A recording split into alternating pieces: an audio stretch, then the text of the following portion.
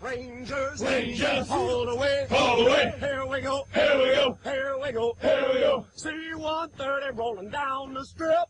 C-130 rolling down the strip.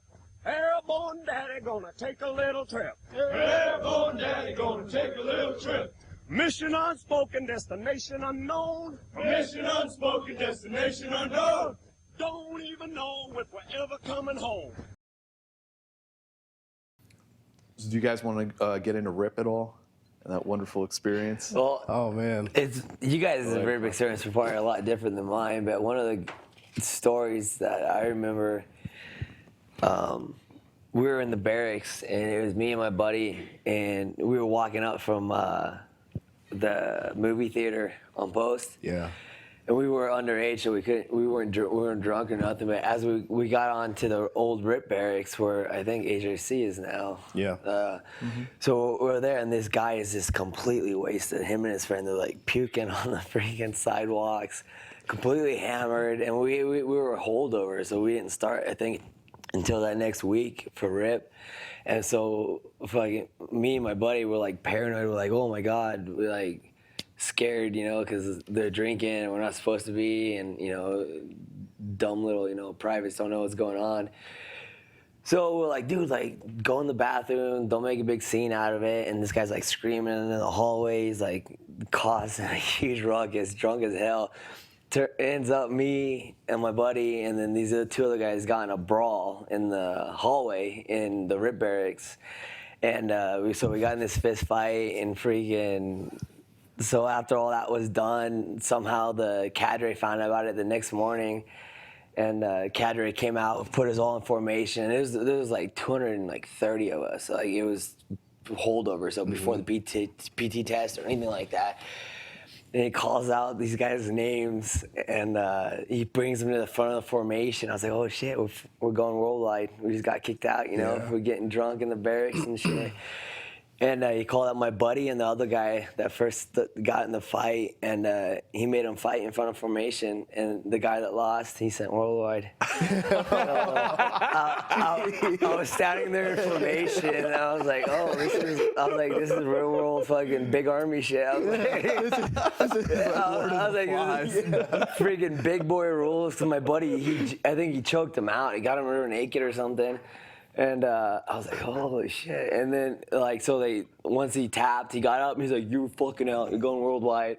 I was like, shit, am I next? Like, I didn't know what was happening. And so that guy went worldwide, and then we did PT. Jeez, and I was like, man. Holy shit. I'm like, this is battalion. So maybe battalion's a little different than basic, because in basic, like, if you even get in a yelling match, you get in trouble. Like, they don't want any kind of physical altercations, but.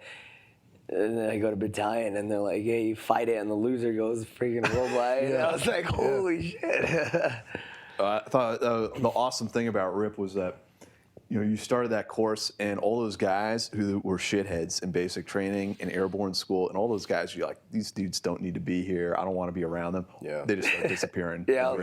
Just one, like, mass exodus of shitheads just leaving in every direction. Literally, Korea, Bragg, you know, going all over the place. Italy. It was awesome, and it's like it was very inspiring to see that happen. Like, okay, I'm going to the right place. Burkhart, what was it like for you when you showed up that first day in RIP? Oh man, you know, we're all standing out formation. So my basic training class we had 49 guys in our basic training class, and 48 of us had RIP contracts. There was one 19 X-ray or 18 X-ray, 18 X-ray. Yeah, I don't know. I said 19, but yeah. So one guy, I don't know whatever happened to him, if he made it or not. And but we all go. You know, half of the guys, some of the guys quit and airborne, decided not to do it in airborne school and stuff. But anyways, we're standing out in front of you know. Last day, airborne school, we're standing out there with our duffel bags and all this stuff, and here comes this flatbed pickup. Oh yeah. And Sergeant Phipps gets out of it. Oh man!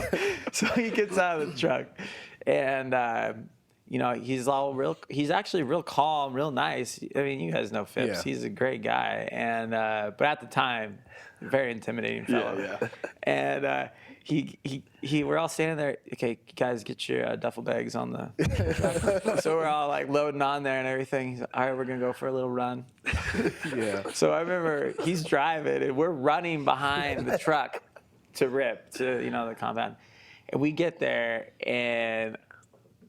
Man, we commenced to probably, I don't know, I think we did PT just the rest of the day, just in the same spot. We'd run like laps around the area and like down a cardiac hill and then like run Downing Mile and like run back, and then we'd do like 150 4-count flutter kicks, and then we'd like run another lap of that, and then we'd do 150 push-ups, and then we'd run another lap. I was like, wow, this guy is in really good shape.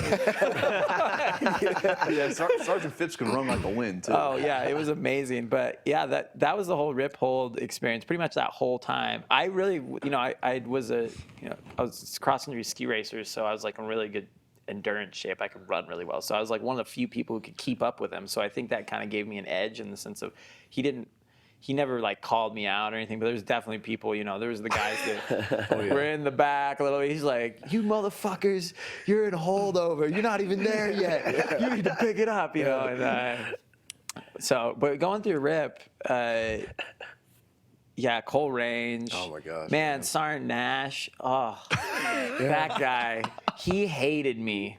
I swear to God, that guy hated me so much. At least I felt like he had some sort of vendetta. I made it through, but like there was multiple times throughout where he would just look at me and go, Burkhart, you're fucking done. And then just walk away, and I'd be like, what did I do? Oh God, what did I do? And, the last day, the best memory I really have of him was the last day we're playing combat soccer. And, and I played soccer growing up, and it's I'm not great, but I had some skills, and it's like I'm going along. Sergeant Nash has got the ball, he's sprinting, but he's like kicking away out in front of him. But I slide tackle the ball away from him. But I'm like, I don't know, from me to you guys away from him, so a ways away. So there's not any danger of like actually hitting him. I wouldn't even try it if I was going to. Oh yeah. I get the ball, I'm dribbling down, I pass it. All of a sudden, I just get tackled from behind, and a knee goes into my throat and another knee goes onto my face, and I can't breathe, and I'm tapping, and it's Sergeant Nash on top of me. He's like, you little motherfucker, you try to take out my legs, you trying to hurt me. And I'm like, like freaking out, like, no, Sergeant, no. And oh man, that was my experience. I also got fish hooked by Sergeant Hold in that game. Oh man. Like full sprint, just came from the side and just my feet went like, it went feet in the air. I went head, ass, feet hit the ground. So, but yeah, that's my Rip experience. Yeah. I remember also going into Rip, we had the deuce and a half or whatever showed up, and they're like, everyone, and we thought we were going to sit in the back of the truck and ride up there. And then they're like, you got 30 seconds to throw all your gear, and you're an airborne, and you just out of basic. So, like, your life is in these 3 bags you own. And it was such a clusterfuck. And they give you a certain amount of time, and then if you didn't get the bags in the truck, you ended up running with the rest of the bags. And what sucked is it wasn't even your bag, because you made sure to throw your bag in the truck first, freaking right out of airborne. And there was a big line of people and stuff, so there was obviously all these duffel bags and shit.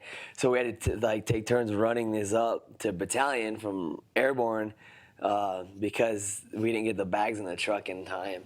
So you got this major clusterfuck running up the road from airborne, guys handing off duffel bags trying to run, and it feels like it's like 20 miles, but it's like a fucking half a mile from ranger to battalion, but you're so scared the whole time. And so you think you're gonna not make it even before you get there. St. Peter's gonna say, St. Peter's gonna say, how'd you earn your living? how'd you earn your living? How'd you earn your pay? How'd you earn your pay? I will reply with a whole lot of anger. I will reply with a whole lot of anger. Earn my pay as an airborne ranger. Earn my pay as an airborne ranger. Driving on Driving on holy heaven. St. Peter's gonna say, St. Peter's gonna say.